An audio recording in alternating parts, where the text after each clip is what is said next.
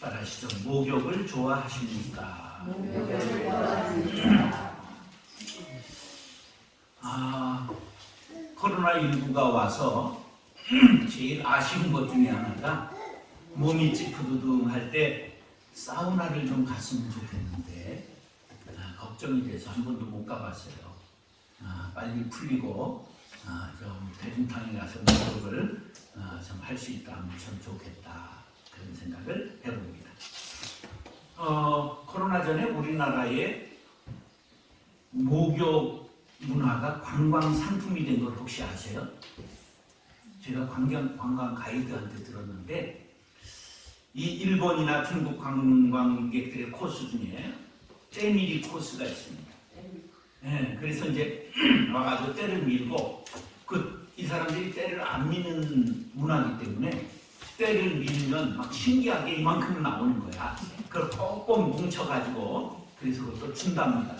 그럼 자기 거니까 그걸 아주 소중하게 뭉쳐가지고 이제 가는 그런 때밀이 관광 코스가 있다 하는 걸 가이드한테 얘기를 들은 적이 있습니다. 이태리 타월이 이태리에 있을까요? 없어요. 그 우리나라에서 뭐를 하던 천인데 그것이 이제 기리바시가 나온 조각천이 나온 거를 이태리 타월이라고 해서 만들어서 팔았는데 그게 히트를 쳐서 우리 생활 필수품이 된 것이지요. 예. 우리가 자랄 때는 목욕을 1년에 몇 번 했을까?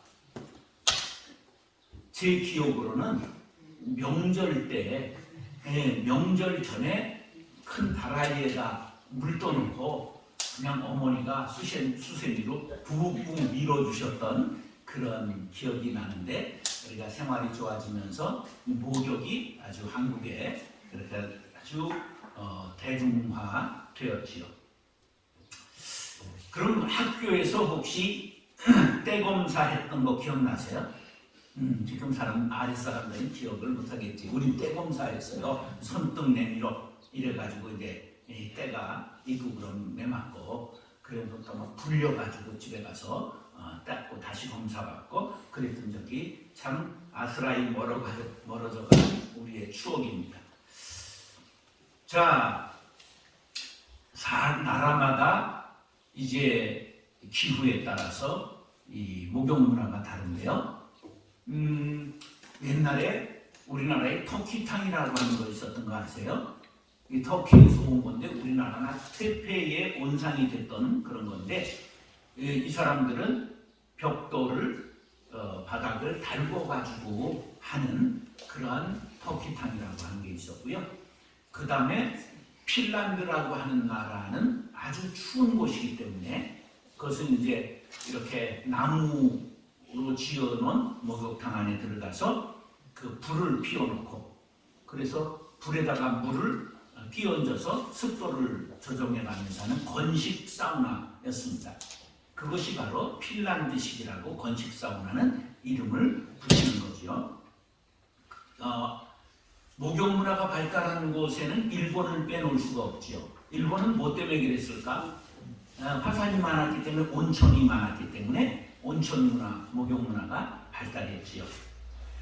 그런데 성지순례를 가서 깜짝 놀란 것은 2000년 전 로마의 유적에 목욕탕이 많이 대중탕이 유적에 남아있다는 사실입니다. 그래서 얼마나 그들이 목욕 문화가 발달했었는가 하는 것을 보고 왔습니다. 제일 세상에서 안 씻는 사람들이 어딜까? 중국 사람들이 안 씻었지요.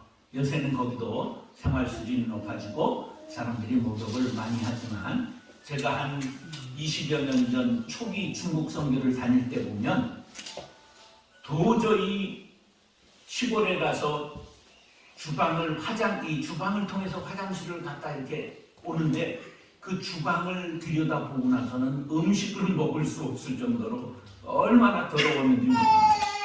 그런데 요즘 중국도 많이 발전하고 있는 것을 볼 수가 있습니다.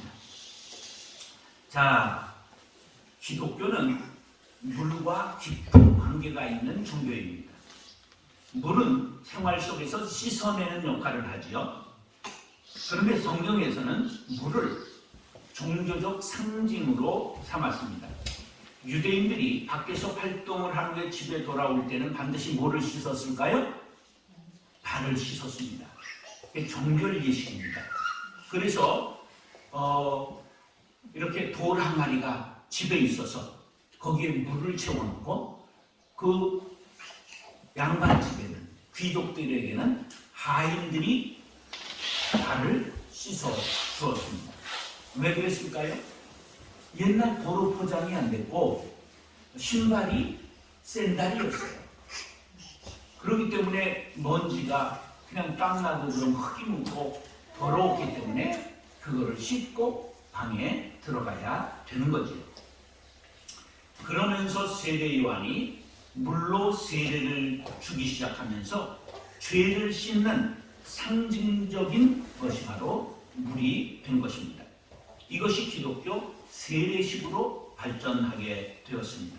예수님께서는 특별히 제자들의 발을 씻겨주는 세족식을 거행하셨습니다. 물을 통해 자기를 낮춤과 그리고 섬김의 의미를 강조하신 것입니다.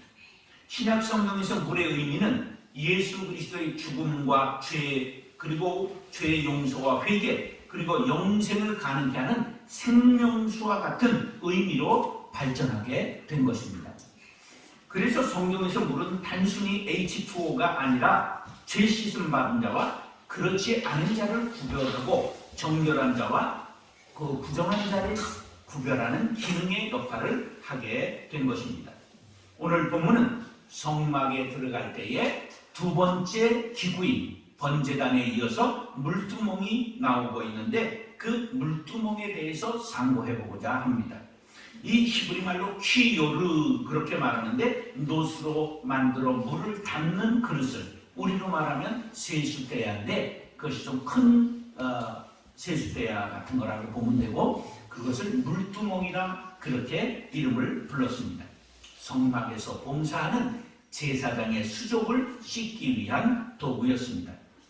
번제단은 죄를 태워버리고 청산하고 믿음으로 성령을 받은 성도들을 상징하고 이제 그 다음에는 바로 우리가 성전된 그리스도인인데 자기를 인식하지 못하고 세상에 더불어 살면서 또 죄를 밥 먹든 먹고 죄 짓고 온 사람들이 바로 영혼의 때가 끼게 마련이죠. 그래서 제사장들이 수시로 죄를 씻은 것처럼 몸을 씻은 것처럼 우리도 죄를 수시로 씻어야 한다. 이것이 물두멍이 주는 교훈입니다. 오늘 이 말씀의 교훈을 통해 우리가 깊은 은혜를 받게 되기를 축복합니다. 따라서 영혼을 단장하라. 이 물두멍이 주는 영적 교훈은 영혼을 단장하라는 것입니다. 사람들은 누구나 아름답게 꾸미는 것을 좋아하죠. 여자에 변하는 죄가 아니죠. 그래서 강남에 가면 여자들이 거의 비슷하게 전부 번해갑니다. 왜 그럴까요? 그게 어머니 배에서 나온 건 첫 번째예요. 두 번째는 성형외과에서 전부 나왔기 때문에 비슷비슷하게 생기게 되는 거죠. 그렇게 아름답게 하고자 하는 것은 다 인간의 본성입니다. 이 밀림에 사는 원시 부족들 중에서도 얼마나 자기를 꾸미는지 몰라요. 저 태국의 치앙마이라는 곳이 있잖아요. 그쪽에 가면 카렌족이라고 하는 산지족들이 살고 있어요. 근데 카렌족의 부족들 중에 어떤 부족이 있느냐 하면 목이 긴 게 미인이라고 생각합니다. 그래서 이제 어려서 뭐를 끼우냐면 링을 끼우기 시작합니다. 그게 노인이 되면 한 30개를 이렇게 링을 낍니다. 목이 줄어들지 않게 이렇게 길게 뽑아가지고. 그 미인이라고 생각하는데 카렌족이 그런 사람들이 있습니다. 그런가 하면 에디오피아의 수르마족이라고 하는 족속이 있는데 이 사람들은 입술이 큰 것이 이게 미인이라고 생각해요. 그래서 어려서부터 나무를 깎아가지고 여기를 절개해서 요걸 늘려서 여기다가 나무를 끼웁니다. 동그랗게 해서. 나중에는 접시만한 걸 커가지고는 여기다가 끼고 거기다 음식 올려놓고 먹어도 될 정도로 이만한 원반 접시를 나무로 깎은 거를 여기다가 끼는 것을 아주 미인이라고 그렇게 봅니다. 한번 쳐보세요. 수루마족 그런 그냥 이만한 접시 같은 나무를 끼고 있습니다.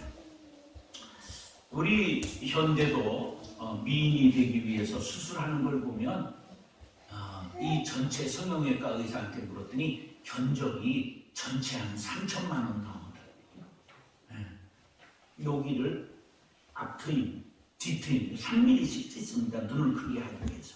쌍꺼풀은 기본이고요. 이마를 넓히는 수술이고요.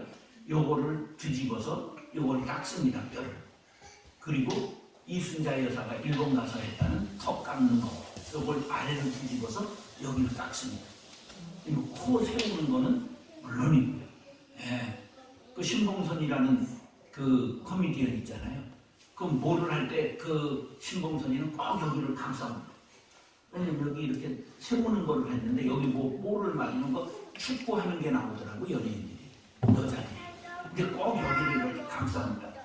여기 맞으면 이 코 성형한 게 다 날아가니까 이제 그런 사람들이 아름다워지기 위해서 정말 별 일을 다 하지요. 요즘은 남자도 화장을 해요. 그 화장품이 남자 화장품도 여러 종류가 나와요. 우리는 뭐 동동구름 하나 바르던 그냥 시대를 그냥 살아와가지고 그냥 살아가지요. 자, 이 시대를 살아가는 그리스도인들에게 물두멍은 영적 교훈을 주는데 17절, 18절 보시겠습니다. 여호와께서 모세에게 말씀하여 이르시되 너는 물두멍을 롯으로 만들고 그 받침도 롯으로 만들어 씻게 하되 그것을 회막과 제단 사이에 두고 그 속에 물을 담으라. 무엇으로 물두멍을 재료를 무엇으로 쓰라면 롯으로 만들어라. 그런데 광야 생활하는 이스라엘에게 롯이 어디 있겠어요? 그런데 롯을 조금씩 다 가지고 있었던 게 누구냐? 출애굽기 38장 8절에 보니까 그가 롯으로 물두멍을 만들고 그 받침도 롯으로 하였으니 곧 회막 문에서 수종드는 여인들의 거울로 만들었더라. 그러니까 이미 3,500년 전 얘기인데 이 여인들이 뭘 갖고 있었어요? 놋 거울을 갖고 있었던 거예요. 야, 그게 총문화였다는 거거든요. 그래서 놋 거울을 가지고 있었던 걸 다 들여서 그것을 놋 대야를 만든 거예요. 화장은 앞에서도 말씀드린 것 같이 여성들의 생명과 같잖아요. 그런데 성막에서 수종드는 여인들이 자기들의 그 생명 같은 거울을 하나님을 위하여 드린 것입니다. 육체적인 아름다움을 가꾸는 것보다 더 중요한 것이 영적인 아름다움을 가꾸는 것이다 하는 것을 교훈해 주는 말씀입니다. 사람이 화장을 하는 이유가 뭐예요? 아름답게 보이기 위해서. 그런데 영적인 하나님의 자녀들의 가치관은 하나님께 아름답게 보이도록 단장해야 하는 것이다. 그런 말이지요. 우리들도 세상 사람들이 거울을 자주 보는 것처럼 여러분들은 거울을 몇 번 보십니까?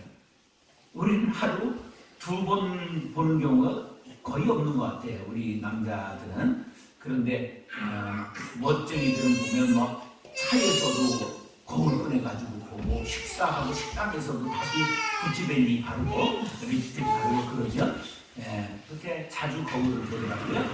우리가 바로 영혼의 거울, 그게 뭐냐면 말씀이에요. 영혼의 거울에 우리를 수시로 들여다보아야 한다. 우리가 바로 되어 있는다. 내가 화가 났을 때 한번 내 거울을 보고 자기 얼굴을 본다면 이건 아니지. 그렇게 하고 얼굴을 고칠런지도 모릅니다. 우리가 말씀의 거울에 우리를 들여다보면서 우리를 늘 가꾸는 것이 필요하다는 것을 물두멍이 우리에게 가르쳐주는 바로 영적인 교훈이라고 할 수가 있습니다. 여인들이 이런 소중한 거울을 바쳤다는 것은 자신을 드린 것과 같은 의미입니다. 그러므로 물두멍에는 육신과 세상 그리고 옛성품의 교만과 정욕과 습관과 죄로부터 멀어지고 나는 이제 영혼의 아름다움을 추구하겠습니다 하는 결단의 의미가 담겨 있다고 하겠습니다. 우리 그리스도인들은 신랑 되시는 그리스도의 신부가 된 사람들입니다. 그러므로 신부 단장을 철저히 해서 바로 신랑 되시는 예수님을 맞이할 준비를 해야 할 것입니다. 영혼의 아름다움, 내면의 아름다움을 가꿔야 하는 것입니다. 우리 신랑과 같은 마음, 같은 생각, 같은 비전을 가져야 합니다. 그래야 우리 신랑 되시는 예수님과 진정한 대화와 사랑을 나눌 수 있게 되는 것입니다. 우리 그리스도인들은 이러한 깊은 영성으로 무장해야 합니다. 이제 한국교회가 사회를 걱정하던 시대가 지나서 세상이 교회를 걱정하는 시대가 되었습니다. 이건 슬픈 말이죠. 우리가 영혼을 단장해서 이제 이 세상이 우리를 사모하고 교회로 달려나올 수 있는 우리 그리스도인들이 되어야 할 것입니다. 그러게 하기 위해서 우리는 어떻게 모든 일을 함에 있어서 어떤 생각을 해야 되느냐 하면 이 일이 하나님께 영광이 되는가? 이 일이 교회의 유익이 되는가? 이 일이 형제에게 덕이 되는가? 이 일이 자신에게는 보람이 되는가? 하는 것을 점검해 보아야 합니다. 한번 네 가지를 따라해 보시죠. 하나님께 영광, 교회의 유익, 형제에게 덕, 자신에게 보람. 무슨 일을 하든지 이렇게 이 네 가지를 질문해 보고 그렇게 된다면 영혼을 단장하는데 큰 도움이 되리라고 생각합니다. 영혼의 단장에 대하여 베드로 사도는 베드로전서 3장 3절로 4절에 이렇게 말씀했습니다. 너희의 단장은 머리를 꾸미고 금을 차고 아름다운 옷을 입는 외모로 하지 말고 오직 마음에 숨은 사람을 온유하고 안정한 심령에 썩지 아니할 것으로 하라. 이는 하나님 앞에 값진 것입니다. 그러니까 겉 꾸미는 거 이것만 치중하지 말고 마음을 단장하라고 베드로는 우리에게 말하고 있습니다. 자, 에스더가 왕비로 간택됐는데 혼자 된 게 아니에요. 간택되기 전에 후보자들이 여럿이 뽑혀서 왕궁에 들어왔습니다.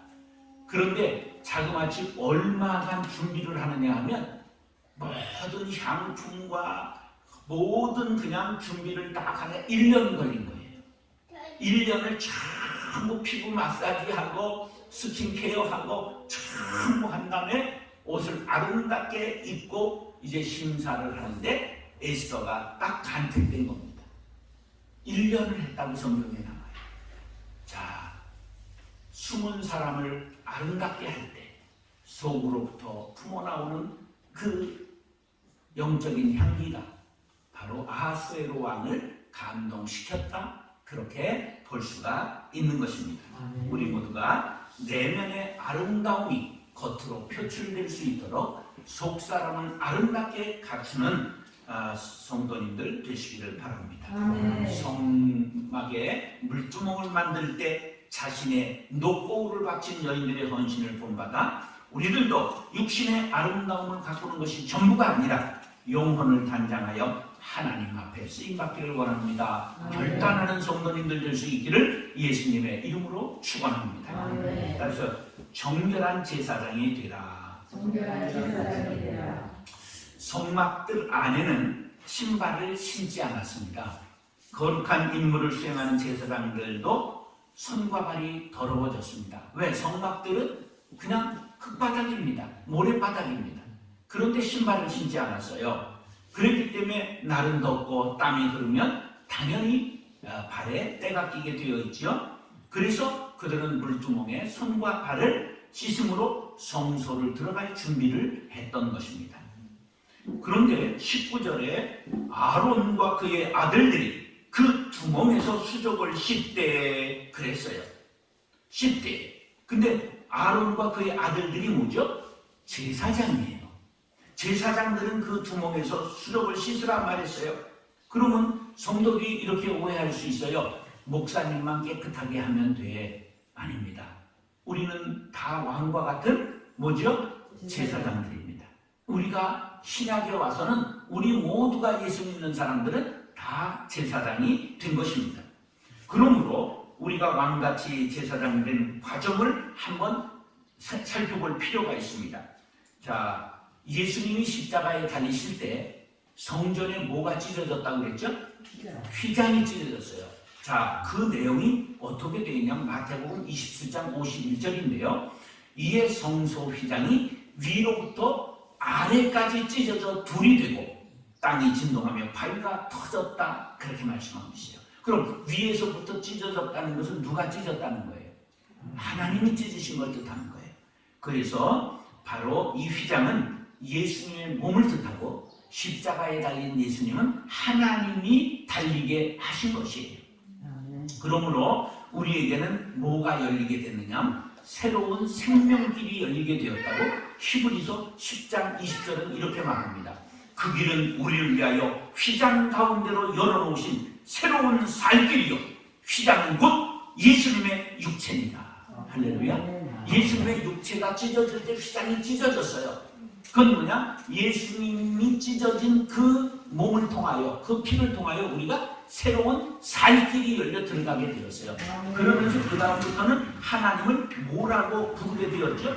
로마서 8장 15절에 너희는 다시 무서워하는 종의 영을 받지 아니하고 양자의 영을 받았으므로 우리가 아빠, 아버지라고 부르짖느니라.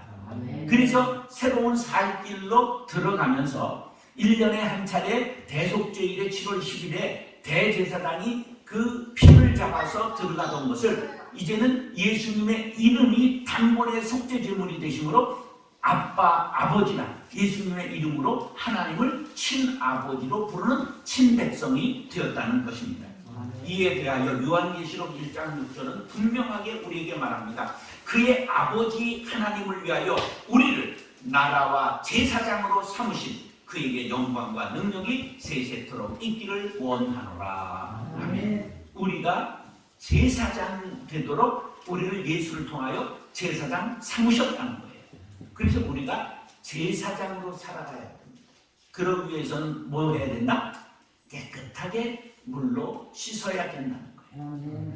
제사장 된 성도 여러분, 하나님께 나아갈 때마다 제사장은 물두멍에 손과 발을 씻었습니다. 이것은 구원에 이르기 위한 회개한 성도들일지라도 거룩한 삶을 위해서 날마다 손과 발을 씻는 것을 의미합니다. 우리는 번제단을 통해서 이미 죄 사함을 받았습니다. 죄를 태운 거지요. 마귀의 자녀에서 하나님의 자녀로 신분이 변화되었습니다. 하나님과 화목하게 되었고 형벌을 면제받았습니다. 의롭게 되었습니다. 그럼에도 불구하고 죄악 세상에 뒹굴고 살아가기 때문에 손과 발의 제사장들이 먼지가 묻는 것처럼 우리는 죄악 세상에서 또 죄를 짓게 되는 것입니다. 중생한 죄자도 죄를 짓습니다. 구원파가 문제가 되는 건 뭐냐면 한 번 구원받는 사람은 세상에서 짓는 죄가 아무 문제가 없다 이렇게 가르친 거예요. 그래서 그게 이단이 된 겁니다. 우리도 또 죄를 짓습니다. 그러면 그것은 뭐 하면 되냐? 주님 앞에 나와 자백하는 거예요. 그래서 자백하고 회개하니 우리가 자복하고 회개한다 그러잖아요. 우리 자복하고 회개하는 거죠. 그래서 이것을 예수님께서 베드로에게 대하여 내 몸도 씻어 주십시오. 그럴 때 하신 말씀. 이미 목욕한 사람은 뭐만 씻으면 된다? 발만 씻으면 됩니다. 하신 말씀입니다. 이와 같이 물두멍은 순결을 유지하기 위하여 수시로 손과 발을 씻도록 한 것입니다. 그리스도인들이 영적으로 순결하기 위해서는 수시로 주님 앞에 나와 죄를 고하며 나와야 함을 의미합니다. 그러면 무슨 죄를 고해야 될까요? 몸으로 지은 죄를 우리가 고백해야 합니다. 우리 몸은 주님이 거하시는 성전입니다. 그러므로 보고 듣고 몸으로 행한 음란 죄를 고백해야 됩니다. 또 입으로 지은 죄를 고백해야 됩니다. 우리가 몸으로 짓는 것보다 입으로 짓는 죄가 많을지도 몰라요. 언어는 마음의 생각을 나타내고 영적 수준을 말해줍니다. 입은 사람을 살리기도 하고 죽이기도 합니다. 음란한 말, 농담, 저주, 비판, 험담을 버리고 덕을 세우고 감사하고 찬양하고 축복하고 진실하고 참되고 경건한 말을 하기에 힘써야 할 것입니다. 이렇게 우리가 입술에 할례를 받아야 합니다. 그 다음에 시간을 성결하게 사용해야 합니다. 시간의 주인은 하나님이시고 우리는 시간을 관리하는 청지기입니다. 그러므로 시간이 내 것이 아니라 하나님 것이다. 안식일을 구별하여 거룩하게 지키고 그리고 평시에도 우리가 거룩한 생활에 시간을 잘 사용하고 노동하는 일도 하나님이 기뻐하시는 일입니다. 우리가 아주 선한 사업에 부유한 일꾼들 될 수 있기를 간절히 바랍니다.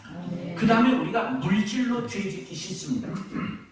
그러니까 물질 사용 잘해야 됩니다. 11조 드려야 되고 우리가 하나님 앞에 물질 바르게 사용해서 어려운 사람 구제하고 우리가 반드시 돕고 살아가는 사람이 되어야 됩니다. 물질이 목적이 되면 안 됩니다. 물질은 우리에게 편리하게 하는 것이지 그것이 구원의 수단은 아닌 것을 알고 물질로 선한 사업에 부요한 하나님의 사람들 될 수 있기를 간절히 바랍니다. 우리가 정결한 제사장이 될 때 하나님의 산에 올라가는 은혜와 마귀를 대적하는 능력을 얻게 될 줄로 믿습니다. 데살로니가전서 5장 10절에 보면 예수께서 우리를 위하여 죽으사 우리로 하여금 깨어있든지 자든지 자기와 함께 살게 하려 하셨느니라. 할렐루야. 정결한 제사장이 되는 비결은 하나님과 함께 사는 것입니다. 예수님이 몸이 죽고 부활하신 후에 하늘로 승천하시고 성령으로 우리와 영원히 함께 하신다는 사실을 믿으시기 바랍니다. 성령 하나님과 늘 동행하시며 물두멍에서 죄를 씻듯 정결한 제사장으로 신령한 삶을 살아 하나님 앞에 영광 돌리는 지체들이 될 수 있기를 존귀하신 예수님의 이름으로 축원합니다. 따라서 한없는 은혜의 강에 몸을 잠그라. 성막의 모든 물건은 규격이 있어요. 몇 규빗으로 해라. 높이는, 길이는, 넓이는 이게 다 딱 정해 주셨어요. 그런데 묘하게 물두멍은 치수가 없습니다. 규격이 없습니다. 얼마만지 짐작할 뿐이지 큰 배야와 같다 이렇게 생각하지 얼마인지 알 수가 없고 실물이 남아있지 않습니다. 이게 3,500년 전 물건입니다. 그러면 왜 다른 것은 정확하게 규격을 정해주신 하나님께서 깜빡하신 걸까요? 아니죠. 여기에 비밀이 있습니다. 20절로 21절 그들이 회막에 들어갈 때에 물로 씻어 죽기를 면할 것이요 제단에 가까이 가서 그 직분을 행하여 여호와 앞에 화제를 살을 때에도 그리할지라. 이와 같이 그들이 그 수독을 씻어 죽기를 면할지니 이는 그와 그의 자손이 대대로 영원히 지킬 규례니라. 20절 21절에 가장 강조한 말씀이 뭐예요? 죽기를 면하라. 자, 죄를 씻지 않고 하나님 앞에 서는 것은 죽기를 자초하는 일입니다. 레위기 10장 1절로 2절에 보면 아론의 아들 나답과 아비후가 각기 향로를 가져다가 여호와께서 명령하시지 아니하신 다른 불을 담아 여호와 앞에 분향하였더니 불이 여호와 앞에서 나와 그들을 삼키매 그들이 여호와 앞에서 죽은지라. 자기 마음대로 제사 지냈다가 아론의 아들 나답과 아비후가 성막에서 제사 드리다가 죽었어요. 엄격한 규례지만 이것은 동시에 아주 아름다운 규례입니다. 아무리 죄 많은 사람일지라도 번제단에서 죄를 고한 후에 물두멍에서 손과 발을 씻기만 하면 횟수가 얼마가 되든지 무한 반복해서 용서하시고 또 죄가 아무리 크고 많더라도 상관없이 용서해 주신다. 따라서 무제한적 은혜, 제한이 없다는 거예요. 물두멍이 규격이 나타나지 않은 것은 바로 하나님은 우리를 용서하시되 베드로가 뭐라고 했어요? 내가 7번 용서하면 될까요? 아주 큰 소리 난 겁니다. 왜냐하면 우리나라는 몇 번 용서해요? 3세번이잖아요. 우리는 3세번 용서해요. 3번 벼르는 거예요. 벼르는 거지. 너 2번 내가 참았어. 3세번이다. 이거는 벼르는 거야. 근데 이스라엘도 다르지 않았단 말이에요. 그런데 7을 좋아하는 민족이니까 베드로가 하나님 예수님 앞에 자랑스럽게 그럼 7번 용서하면 되겠습니까? 그랬더니 예수님이 뭐라고 그랬어요? 7번씩 70번이라고. 그러면 뭐 77, 49, 490번이에요. 한 사람이 한 사람에 대해서 490번 어떻게 그걸 꼽고 용서를 하겠어요? 이건 무한을 얘기하는 거예요. 무한정 용서하라는 것이죠. 그 용서는 벼르는 것이 아닙니다. 끝까지 용서하라. 세상 사람들은 끝까지 용서 못합니다. 요번에 그 노태우 대통령 국가장을 하는데 아이고 기독교계도 지금 얼마나 말이 많은지 몰라요. 왜냐면 NCCK 기독교 협의회에 이홍정 총무라는 사람이 기도를 했어요. 근데 거기는 조금 진보적인 기독교 단체거든요. 네가 어떻게 거기서 노태우를 위해서 기도할 수 있느냐. 그리고 지금 얼마나 말들이 많은지 몰라요. 잘못하면 쫓겨날지도 몰라요. 그럴 정도로. 그러니까 이게 기독교인들이 목사들이 이러는 거예요. 용서가 없어요. 우리나라 사람들이 그냥 끝까지 용서를 하는 거예요. 예. 그래서 참 이 비극적인 우리가 세상을 살고 있습니다. 그런데 물두멍은 우리에게 무엇을 가르쳐 주느냐? 끝까지 용서하는 걸 가르치는 거예요. 왜? 하나님이 그러하시기 때문입니다. 우리가 죄 지은 걸 꼽아보면 얼마나 될까? 예수님이 말씀하셨잖아요. 마음으로 음욕을 품은 것도 이미 가늠한 거라고 그랬잖아요. 그러니까 우리가 얼마나 많은 죄를 졌어요. 마음으로 진 것까지 꼽을 수가 없죠. 그런데 하나님은 그거 다 용서하셨잖아요. 그렇기 때문에 하나님의 자녀들은 그렇게 할 수 있습니다.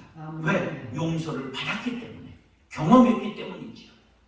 성막에는 마룻바닥이 없어요. 제사장들은 맨발이라고 그랬잖아요. 언제나 땅바닥을 밟아요. 우리 그리스도인들은 구원받았어요. 그러나 구원받은 후에도 땅바닥을 밟고 사는 거예요. 그렇기 때문에 죄를 하나님 앞에 날마다 고백해야 하는 것입니다.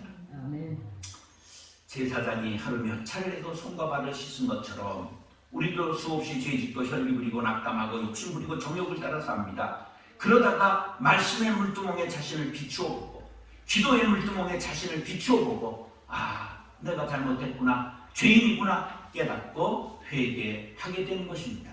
그때마다 마귀가 장수합니다. 너 같은 것이 무슨 하나님 앞에 무슨 면목으로 그렇게 또 고백하느냐. 차라리 그대로 살아라. 아닙니다. 속지 마시기 바랍니다. 물두멍은 제한함이 없습니다. 그 물은 영원히 마르지 않습니다. 이것은 하나님의 사랑을 뜻하는 것입니다. 하나님의 사랑은 제한이 없습니다. 하늘을 두루마리 삼고 바다를 먹물 삼아도 다 기록할 수 없는 크고 놀라운 사랑임을 믿으시기 바랍니다. 요한일서 1장 8절로 9절. 만일 우리가 죄가 없다고 말하면 스스로 속이고 또 진리가 우리 속에 있지 아니할 것이요 만일 우리가 우리 죄를 자백하면 그는 미쁘시고 의로우사 우리 죄를 사하시며 우리를 모든 불의에서 깨끗하게 하실 것이요. 할렐루야. 하나님은 죄 없다고 생각하는 사람을 미워하십니다.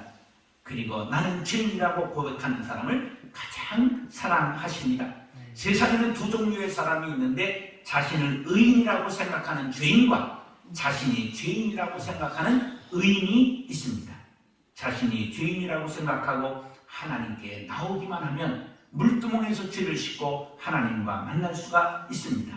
하나님을 만나는 유일한 길은 물두멍입니다. 하나님은 정결한 사람을 기뻐 만나십니다. 은혜의 강가로라고 하는 찬양이 있어요. 내 주의 은혜 강가로 저 십자가의 강가로 내 주의 사랑 있는 곳 내 주의 강가로 고난 나의 영혼을 생수로 피곤한 내 영혼 위에 내 주의 은혜 강가로 저 십자가의 강가로 내 주의 사랑 있는 곳 내 주의 강가로.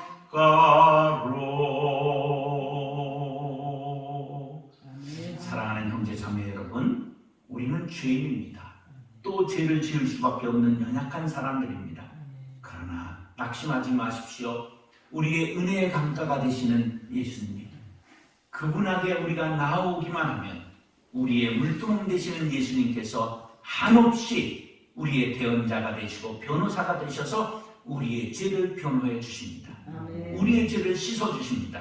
우리 모두가 은혜의 강가 물두멍에서 손과 발을 씻고 감격적인 제사를 날마다 드리는 영적 제사장들이 될 수 있기를 예수님의 이름으로 축원합니다. 기도하겠습니다.